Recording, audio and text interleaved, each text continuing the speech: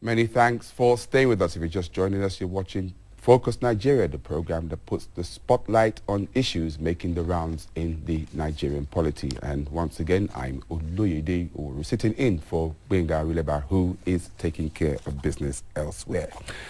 Now, the words inconclusive and supplementary seem to be pretty regular in the news these days, and that's no thanks to the Anambra State Governorship elections held a couple of weeks ago, which were said to be inconclusive by the Independent National Electoral Commission, INEC, and INEC has gone ahead to say it is going to conduct supplementary elections this Saturday. So when you see inconclusive and supplementary all over the place, you know where it's coming from.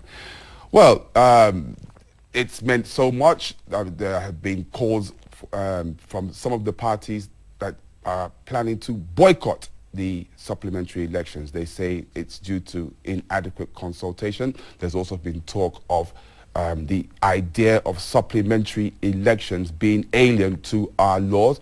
There's a wonder why the election in just a single state ends up being inconclusive, where in 2 years' time, the Independent National Electoral Commission is expected to conduct all sorts of elections. And if people are wondering if there's a problem in just a state governorship election, what that portends for 2015.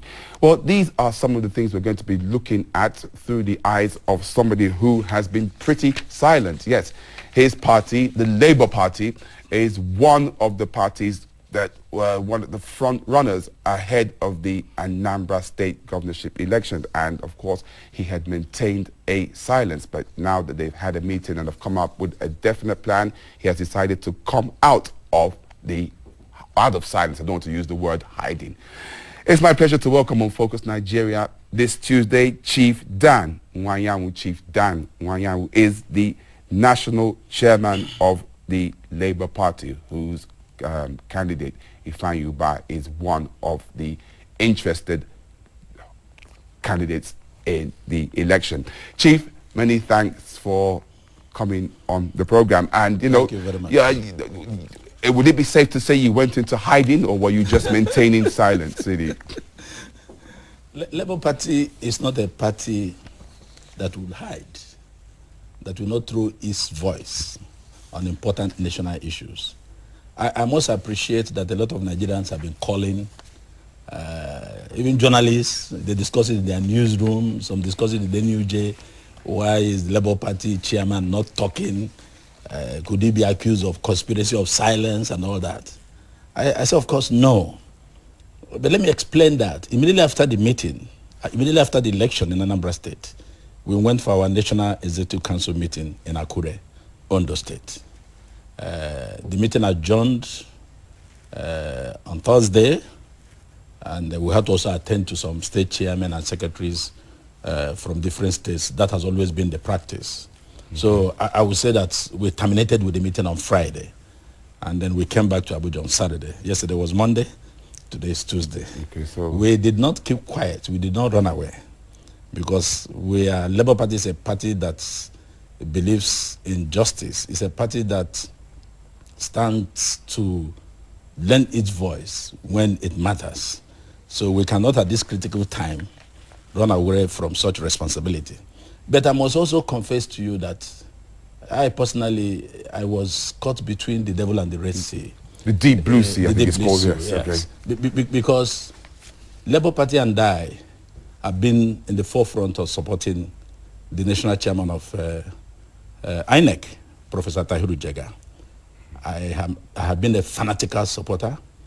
I love him. I've been one of those who believe that he could do it, especially when he shifted from the mandates of 2007. There was improvement in 2011, yes. And he appeared to have some sort of perfected it in Edo and Ondo. So I had no doubt in my mind as to his capacity in conducting free, fair, transparent, and credible election. And I said so in the stakeholders meeting on the 13th November, 3 days to the election on the 16th. And I told him, I said, don't disappoint us. You didn't disappoint us in Edo and Ondo. And we also have 2 other elections before 2011, and that will be Ekiti and Osun. And I had no doubt in my mind. I believe you. I trusted you. So when election ended, and I was in Anambra State. In fact, when I took ill, I rushed down to Abuja to see my doctor, rushed back to Oka. There was no day Ifeanyi and his team, including us, slept before 5:30 a.m. throughout the period. So it was hard work. We are committed to making it. So after the exercise, I was dumbfounded. It was unbelievable what I saw. So I waited. I said, I have been supporting this chairman. And here is rape on the rights of the people. Here is a charade that has taken place. Here is fraud that has taken place in Anambra State. How do I balance it? What did you see? I'm coming to that. Yeah. So I took the first bold step. I placed a call to Professor Jega. I said, Prof, he picked the call. I said, I decided to call you. Since you became chairman, it is no longer a secret that I and my party have been your strongest supporter, and we don't hide it because we believe in excellence. He said, yes, he appreciates that, and that he picked my call because of the respect he had for me. He was not talking to politicians since the election. I said, thank you. I said, Prof, this election, you did not get it right. Cancel it. He said, well, I should write on specific areas that we have problems, so that they will consider it in totality with other petitions. That he will agree with me that things didn't go right and all that. I said, fine. I went back, I started with the information I had. I started writing at 2 a.m., 2 a.m. I said, what is it? What about the voters register? I need not write more. Because a lot of things went wrong in that election. It was like acting on a script. Let nobody get me wrong. I am not concerned, and my party too will say the same thing. We are not concerned about the outcome of an election. We are concerned about the process that will lead to that outcome. If the process is transparent, open, free, fair, it will produce a credible result. And Labour Party, if that had happened in Anambra on 16th of November, no matter who, even if it was not Ifeanyi, Labour Party would have been the first political party to congratulate the winner. Because we want to stop this culture of whether you win or you lose, whether you have facts or not, you go to court. And doing that will persuade a lot of other political parties without being immodest. We are more or less a bridge in the political arrangement. Labour Party has carved the niche for itself. Chief, I'm going to have to drag you back to the... we would be interested to know the things you said you saw which prompted you I'm coming to that. We don't have that much time. No, I'll be very brief. I'll be very brief. Okay. Now, on the 16th of October, INEC gave a disc of the voters register to all the parties. We opened our own. We printed our own. We're a thorough political party. We printed it. We took it to all the polling units. People saw their names. Even others from other political parties went in their polling units and saw their names. Okay. On the 13th of November, INEC, in the stakeholders meeting in Oka, I was present. INEC came and brought another disc. That, well, there was an error in the other one. The difference is just the age. Those who fell at 18 saw 16, but we have corrected them. We took it. 3 days to election. We couldn't open that because we were very busy. 3 days to election, we did that. On the 16th, people got to the polling unit. The voters register that we had on October 16th was not in pari material. It was not the same with the one used to conduct the election. And it baffles me when men that are supposed to be honest, that has integrity, will come on television and be deceiving Nigerians. We operated a different register from the one I have. Let us come on public television and present the 3 registers. At least we have 2. We don't have the one they used in conducting the election. And that was how people were disenfranchised from voting. In a polling booth, you have 700 voters. You have only 34, 40. It happened across the state. And that was why in an election, you have voters of up to 1.7 confirmed by INEC after their office, after they have cleaned up the register, you have less than about 400 voting, with 1.3 disenfranchised. Not that they were not at the polling unit. They were the polling unit to be accredited to vote. They were there, they cried, they yelled. INEC saw nothing. INEC had nothing. INEC didn't bother. Did it not occur to INEC that 1.3, even if it was only 1 million, would have made the difference?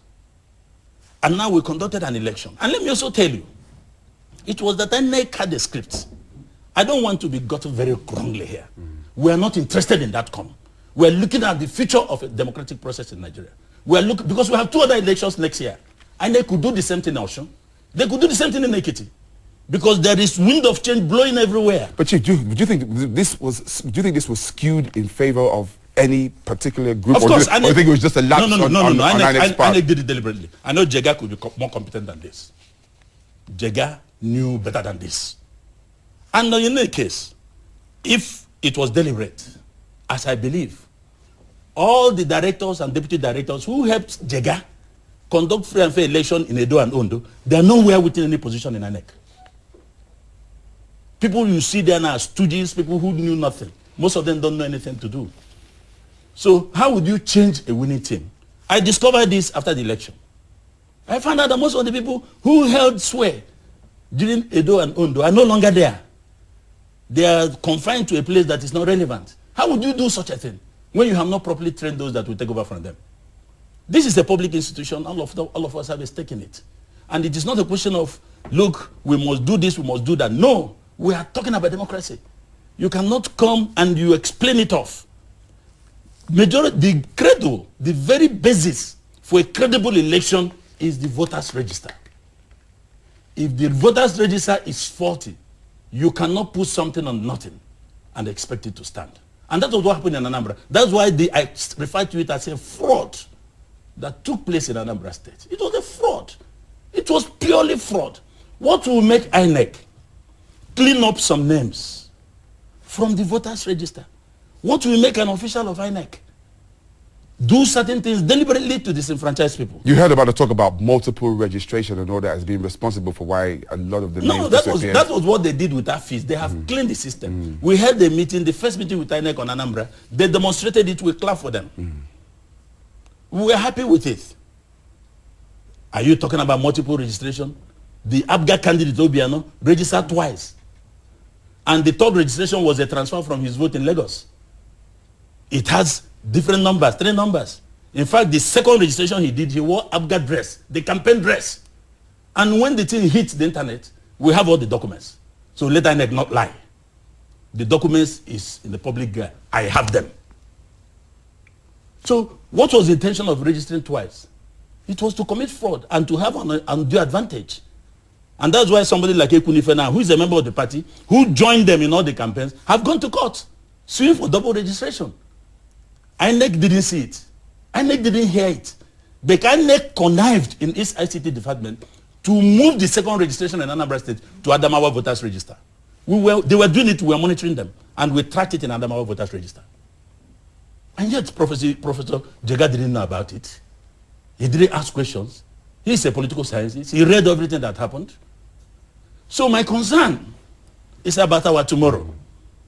That election was tailored by INEC to favor a particular candidate. Chief, some people will say that you're saying that your major concern is not necessarily the outcome, but the process. Yeah, but a lot of people will disagree with that. They say that with the results that were released, that your party didn't do particularly well with the results that came out. And that probably explains why you are... Those results were allocated. They were allotted results. They were allotted results. I'll give you an example. Okay. Dr. Ifeanyi has over 200,000 members in his fan club. They are fanatical of Ifeanyi. When you say fanatical, what do you mean by that? I mean, they will do nothing that will truncate Ifeanyi's success. Okay. With that alone, we are going to election with at least 150,000 votes advantage. Ifeanyi had different groups who are still trooping to Newi today, saying that their votes did not count. They were not allowed to vote. And that's why I told you I don't want to be seen as somebody crying as a bad loser. No. You see, like a lawyer, lawyers don't lose cases. We look at the process. It could have been Ifeanyi. It could have been Obiano. It could have been Ezimo. But what we are saying is that let us look at the process that produced the result. To tell you that it was skewed towards achieving a particular result. If an election is inconclusive, you don't announce any of the results. That will give you opportunity to look at the whole issue holistically. But in order to put to the public domain issue of controversy as to whether we can cancel or not, the local government allotted results were announced. So that's why we are saying a party like political party, if you go to media, if you go to the internet, if you go to what observers are saying, both international and local observers, it gives credence to the fact that INEC ought to have done something different other than the situation now. And that's why a party like political party, and myself personally, will suggest to Professor Jega, don't waste taxpayers' money going for a supplementary election, which is not known to law. Supplementary election is not known to law. But we also heard that INEC cannot cancel the elections outright either. That's the situation they put themselves. That's the situation they put themselves by announcing those local government elections. And it is arguable. If an election is inconclusive, it means there is no result. So don't waste taxpayers' money to conduct a supplementary election on Saturday. Just take the 113,113 votes, put it for the political party you have been working for. Announce them, there's no problem. Don't waste our money going for supplementary election. You have already elected yourself that you are at a particular position. So take those votes, add it to that party that you worked for. We won't quarrel. We won't quarrel about it. But posterity is there to judge us. Because you see, when you see a corpse being carried by somebody else, you might think that it is a log of wood until your person dies. Now you are the one carrying it. That is when you feel that that is a human being. What happened in Anambra State on November 16 was a disaster. Okay, Chief, how similar... And it was worse than Professor Maurice Iwu's election in 2007. All right, how similar is the Labour Party's position to that of the PDP and the All Progressives Congress? Because there was a joint, I mean, all the candidates came out to say that they were boycotting... I spoke to my candidate yesterday. Yes. Go and make your case. Because, for example, APC was part and parcel of the problem. Okay. APC and ABGA, they were desperate to win the election. And I'll give you the reasons. Yeah. Look at the Adoration Ground massacre. Peter Obi went there to contest, to campaign. The hundreds of thousands of people there didn't like that. So some APC people sneaked out between, I didn't know where Uke was or is, but when I go, after the incident, I went to Uke. I discovered that it is a stone throw. It's not too far from Ngige's place in Alo. So they sneaked and gave the information. People came. I listened to both sides, and they were busy lying on each other. I'm talking of ABGA and APC. So people came. But before that, some members of APC knew about the coming of the governor. So they went with their brooms and hid it in their clothing. So as he was talking, people were saying, Holy Ghost, Holy Ghost. In fact, it was when the thing got to a crescendo that one person shouted, Holy Ghost, others said, fire! That was the fire they said they shouted, and people that was stampede. Because it was not necessary to go there and campaign. It was the place people took their problems to God, for God to attend to them. It turned to a rally. And at that time, brooms started flying out. Because those brooms did not fall from heaven. People took them there. So that was the desperation. It repeated itself in the stakeholders meeting on the 13th, where I pleaded with the IG, MD Abubakar, because there was an altercation between APC and ABGA in the meeting. And I told the IG, I said, these two political parties are creating problems for those of us who are peace-loving. That they are creating problems, they are quarreling, they are fighting. And the IG should help us moderate the activities.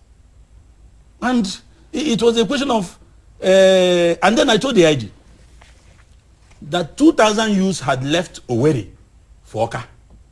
And these people had nothing to do with the election. And let me use this opportunity to thank and congratulate the Inspector General of Police. He smiled And he said, don't worry, we're on top of the situation. He acted timeously and promptly. The next day, he arrested the 186 that was imported from Osun into Imo for onward movement into Oka. Because that was the style in Ondo, where thugs were hired from Osun, Ekiti, Lagos, to move into Ondo, to create problem in Akure South and Ondo West, where Mimiko had his strongest hold. That was the intendment. But the IG acted promptly and arrested it. So the 2,000 that entered, among those that entered from Ekiti, did not have job to do. They knew the Inspector General of Police was with them, was waiting for them. So that was a man, an IG, who was committed to a free, fair, transparent election. I cannot say so of INEC in that election. But Chief, you'll agree with me that this really has little to do with your earlier complaint about the outcome of the election. Like the question I asked, you said you've asked your candidate to state his own case and... No, I have not finished with that point. Yeah, because... On the issue, I finished with APC. That's why I said APC is part of the problem. That's what you said. APC is part of the problem. Yes. So we cannot lodge our own complaints with that of APC. On the basis of what you just said? On the basis of what I have just said. Okay. Because in any case, APC doesn't like Labour Party. So let them do their own, we do our own. I'm not talking about individuals, I'm talking about the party. Now for PDP, you see, when a political party gives a ticket to a candidate, you stand with that candidate, unless the candidate says he doesn't want. But you must point out to that candidate the implications of not going with the party. This was a candidate, Tony Nwoye, that PDP fought that he was their candidate, and against Andioba, Dr. Senator Andioba, and the court upheld it. Now, the election ended.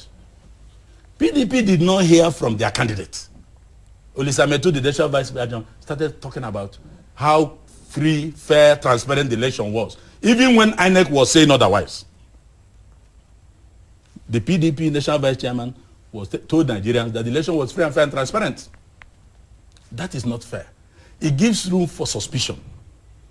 Don't, as a leader, don't put yourself in a position that people will start putting one and one together to say that you have capitulated, or you have compromised, or you have defected.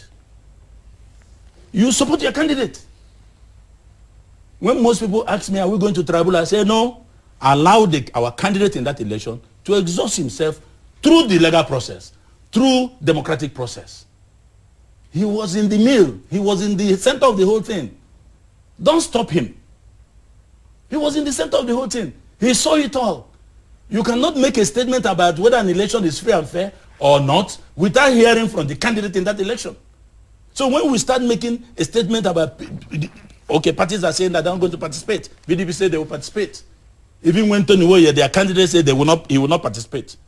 So you can see the contradictions. So that's why we told our candidate, anything you want to do, go in your name and party. Leave others alone. Let them answer their names. Has your candidate told you what he wants to do? No, he's still consulting. Okay, with? He's still consulting with stakeholders and... Don't you think you need to provide him with some kind of direction? If not necessarily gag him, but provide him with some direction? Yeah, we have done that, and he has to consider all that. If you have a candidate in an election like a governorship election, a candidate that came out and made the party very popular in the state, and made the party, put the party there, that you can no longer contest election in Anambra today, you put Labour Party apart. At least if you conduct the other elections, House of Rep, State Assembly, local government and Senate, Labour Party will have people to count as their own candidates. So a person that has done that, it will be moral, and it will be act of callousness to ditch him. We don't do that in our party. Allow him to follow due process. Whatever he wants to do, let him do it. The party will advise, don't you think this way? If you say no, he considers this way. That is what a political party should do. So these parties that are commenting on Saturday, I don't want to talk about the other remaining 19 parties. Yeah, because who have congratulated INEC, congratulated everybody that they are going to participate. You see, I don't want to, when we are talking serious matters, those issues will come. Because you can't rule them out. They're contestants. Yes, I know. I know they contested, but we also know those who contested. Okay, Chief. Now INEC is going ahead with the supplementary elections on Saturday. It'd be a miracle if they change their mind between now and then. Yes.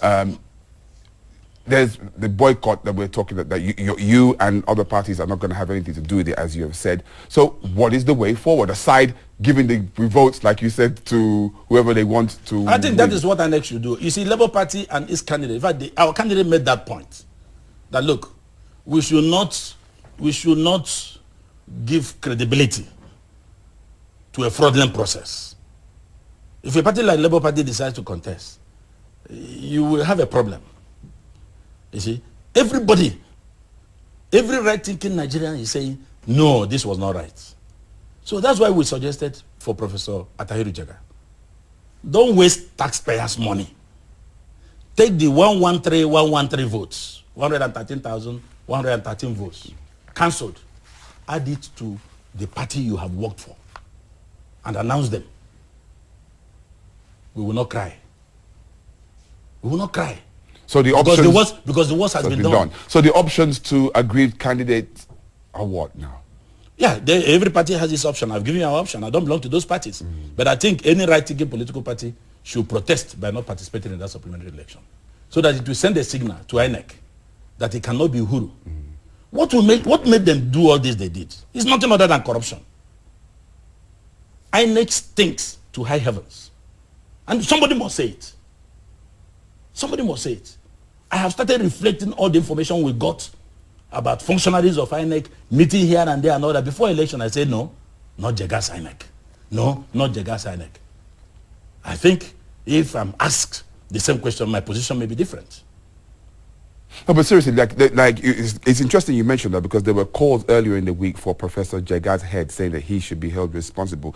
Now, it brings to mind, Professor Jega cannot be everywhere. Now, we heard what happened in we agree with that. But if you put incompetent people to be in your operations, if you put incompetent people to mind your register, if you put incompetent people when you had a choice to put a better person, the buck ends on your table. But some people will must accept responsibility. But some people will say that even if you put fantastic people there, as long as you also have corrupt, dubious-minded politicians, you're still going to end up getting the same results, even if you put saints there. Let me tell you. You see, we should stop giving excuses. Yeah. I'll give you an example of Ondo State, where we are in charge.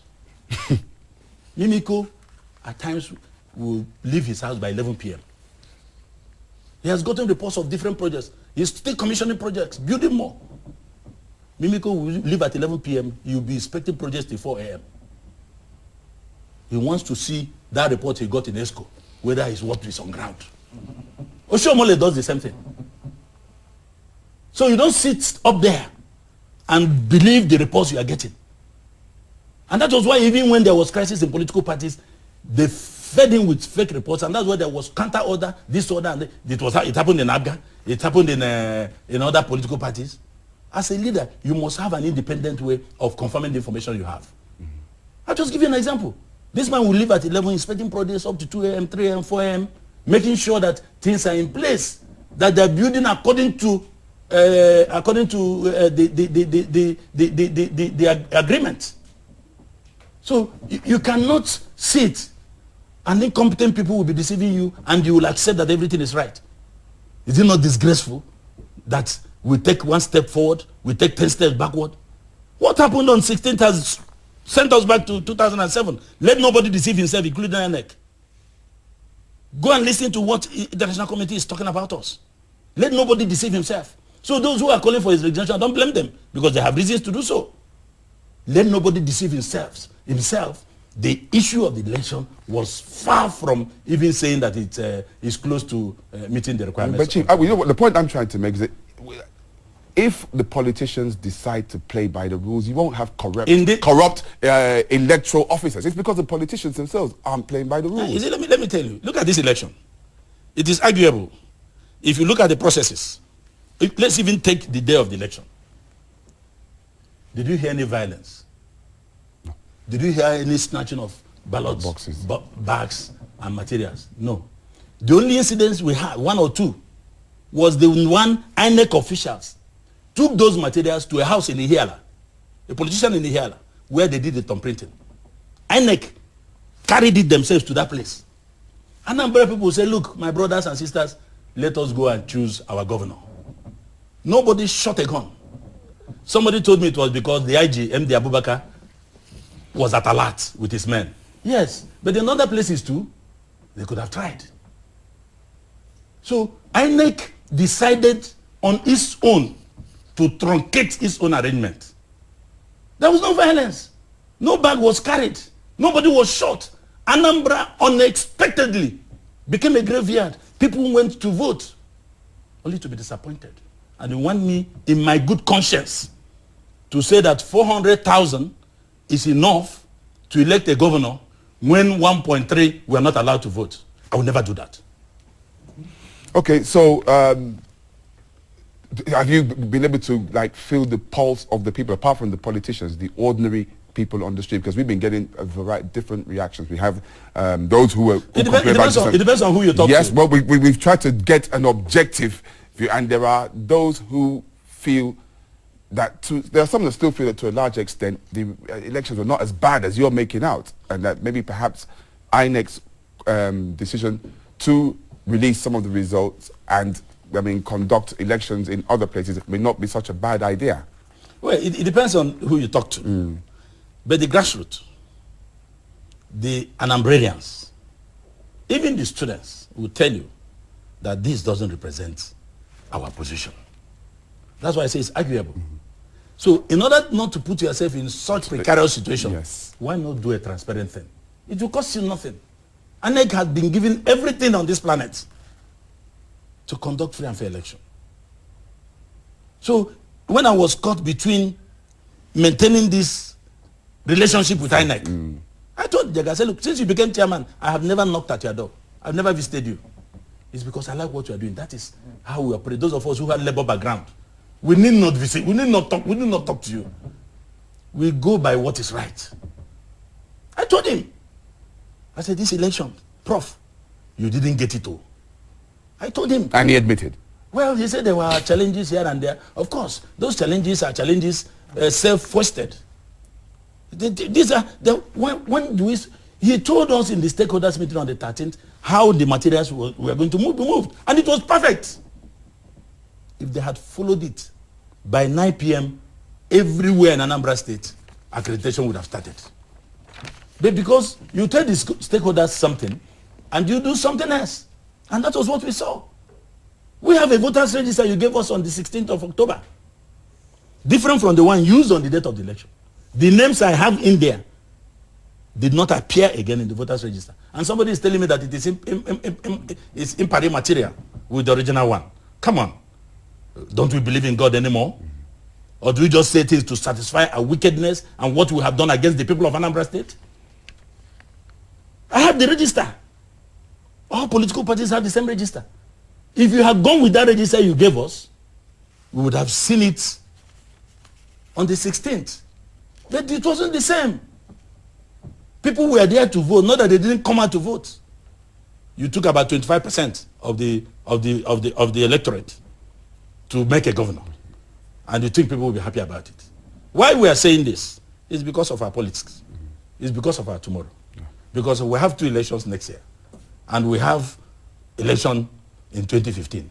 You have heard now that the new PDP. Yeah, we're going to round up our discussion with that. But this issue of the supplementary election, from what we hear from lawyers, and you're a lawyer yourself, they say it's not known to law. I've said so. It's not known to law. Not known to law. The one that they used to install roachas or crochas is still before the Supreme Court. Supplementary election is not known to our laws. Our electoral act define the types of election. Fresh election, new election, by-election. It defines it. So you say that what's happening this Saturday is going to be an exercise in futility? Is that what you're saying? I am not the judges, but I think we must continue to test the law. You see, Labour Party went to court twice on the excesses of the National Assembly in determining for INEC the order and sequence of election. We succeeded in getting the court set aside that provision of the Electoral Act. We also went to court on another issue, whereby we also set aside that provision of the Electoral Act. It is just to hear, because National Assembly came and said, look, they put down how the election will be held and all. We said, no, you're overreaching yourself. We went to court, we succeeded. Maybe Labour Party will test this one, just for democracy. Is there anything in our laws known as supplementary election? What happens when an election is inconclusive? Somebody must go to court to test the law. And that's why our parents sent us to school. You cannot just be joining the bandwagon. When something is wrong and the administrative authority has refused to do the right thing, go and test it. I will consult my leadership. We are still doing it. By the time we are